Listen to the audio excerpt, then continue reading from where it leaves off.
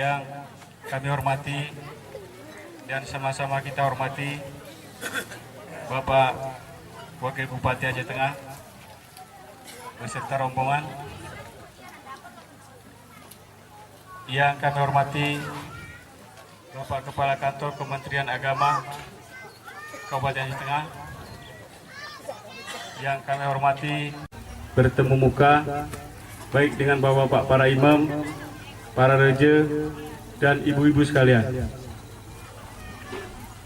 Tadi kami tidak bisa membayangkan jauhnya perjalanan ibu-ibu dan bapak-bapak dari Kampung Karangampan. Dengan hati yang tulus, hari ini sudah berkumpul di wilayah paling timur Kecamatan Ketol dengan tujuan untuk menuntut ilmu barangkali. Bapak Ibu,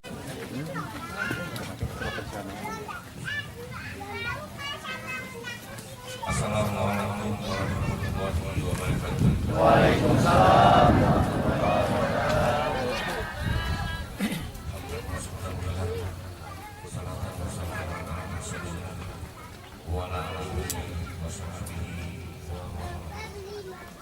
Segala puji dan syukur kita sampaikan kepada Allah Subhanahu wa Ta'ala, di mana sampai dengan siang hari ini kita masih melakukan kesempatan, walaupun kita bertujuh di bawah tenda ini, tetapi dengan awal untuk kita yang cukup keras untuk mendengarkan ceramah tentang keagamaan kita.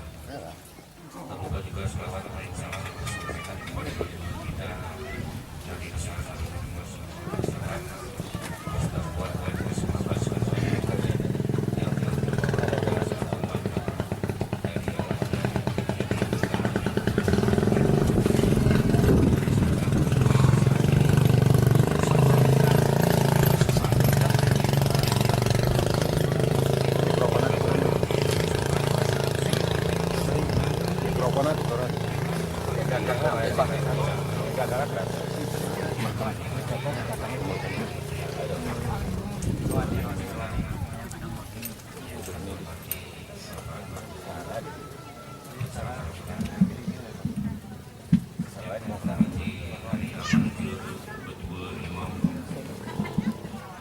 yang telah berhadir pada saat ini. Pertama, kami secara pribadi mengucapkan terima kasih atas undangan. Seharusnya Bapak Bupati juga hadir, namun karena ada dua undangan, yang satu di Kecamatan Lino, yang satu di Kecamatan Ketol ini. Jadi kami bagi dua dari tugas dari pagi. Saya kemari dan Pak Bupati ke Desa.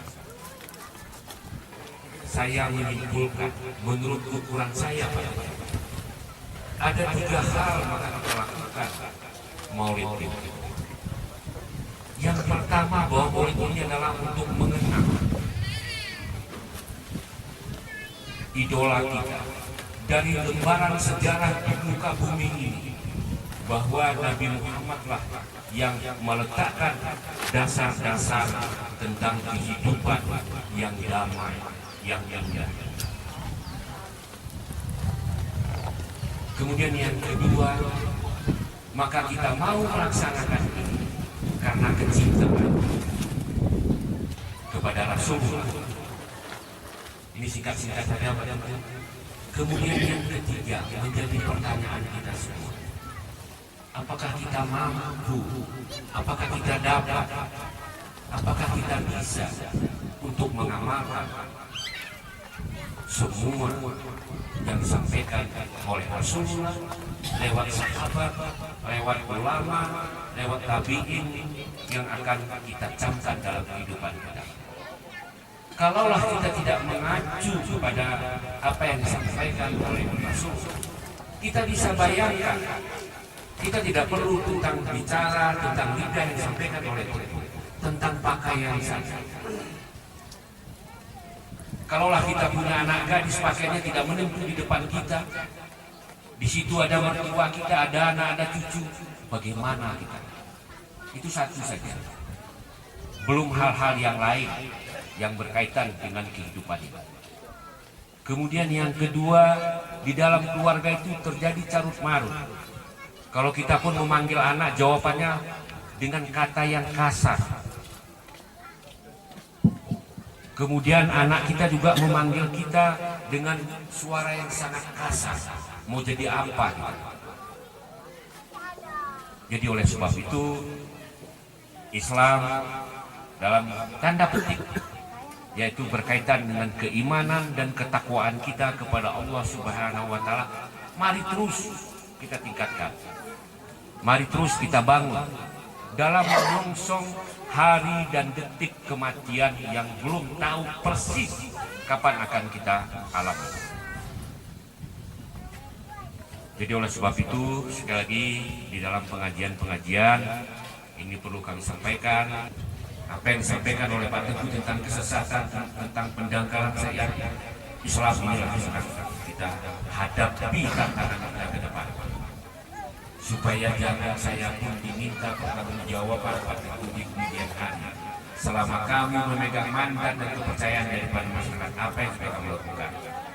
Maka ini salah satu harus saya sampaikan. Bulan kemarin kita melakukan hukum cambuk satu orang, sepasang yang sudah punya istri, yang istri juga sudah punya suami. Itu dicambuk di hadapan orang ramai di halaman Glos Nasional. Insya Allah juga pada bulan ini yang lagi diproses sekitar 7 orang. Kalau ini juga terjadi, 7-7-nya kita cambuk. Ini menjadi pikiran saya, mohon maaf Pak Teguh, di mana kita semua ini? Di mana kita? Kalaulah tren hukum ini semakin hari semakin meningkat, kalaulah angka yang dicambuk ini semakin hari semakin meningkat, semakin pulang, tentu ini akan menjadi tugas kita yang cukup berat, tantangan kita yang cukup berat ke depan. Kalaulah di Takengon dicambuk saja tidak apa-apa, mungkin orang tidak tahu. Tapi waktu disebutkan Polan binti Polan, tinggalnya di Polan, tepatnya di kampung Polan. Bintinya itu kan tersebut juga kita. Orang akan tahu. Jadi kalau disebut satu-satu kecamatan itu yang penonton itu bersorak. Jadi ini juga tolong dihindari, dan titip saya ke ibu-ibu, anak-anak kita rumus kehidupan semakin hari semakin jauh dari kita. Tidak ada anak-anak semakin hari semakin dekat dengan kita. Bapak-bapak juga demikian. Itu sudah hukum alam. Semakin besar anak kita semakin jauh dari kita. Masa SD, masa TK dengan kita, SD dengan kita, SMA dengan kita.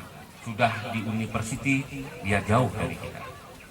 Kalau di Takengon, UGP, Universitas Gajah Putih, di SNAI, di Stigmat masih bisa, masih dekat dengan hitungan jam masih bisa kita lihat. Tapi kalau sudah berangkat ke Banda Aceh, ke Medan, ke Jakarta, makin jauh. Kalau dia berkeluarga juga di sana, kita akan semakin jauh. Nah, agar masa depannya terbangun dengan baik, saat sekarang ini kita berkomunikasi dengan semua orang hanya hitungan detik. Dengan seperangkat alat yang kecil kita bisa. Ini tolong bapak-bapak dan ibu-ibu kita cek kebenaran daripada anak-anak itu. Bukan kita curiga, tapi tolong. Win, Ipak, Siko, sehat dulu, udah kuliah gue. Bisa kan? Jadi kita tahu di mana posisinya. Ini kita lakukan untuk menghindari apa yang disampaikan oleh Pak Teguh tadi. Kita tidak tahu persis apa yang dilakukannya. Kita berdoa dalam hati, ya Allah ya Tuhanku, ya anakku dibuang menjadi anak amal saleh dan berguna untuk bangsa, rakyat, negara, dan kepada orang tua. Tetapi tanpa kita awasi, kita khawatir. Bukan kita menuduh, tapi kita khawatir. Jadi oleh sebab itu sekali lagi mungkin pengajian seperti ini terus kita kembangkan. Kemudian Bapak dan Ibu saya mohon karena ini ada saya bawa Bapak Kepala Bagian Kesran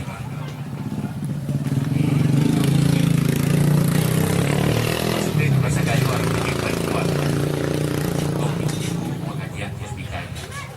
Jadi kami mohon kepada ibu yang di kampung ini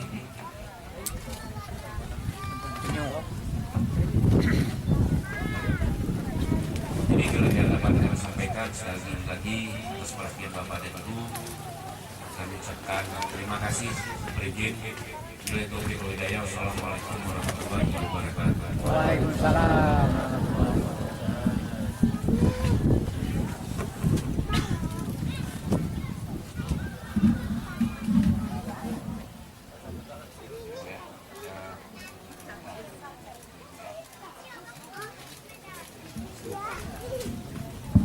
Jadi sen ini secara juta siar ibu-ibu UB aku sudah lebih terima ketua dewan yang dilapiah misalnya saling tuduh menuduh secara juta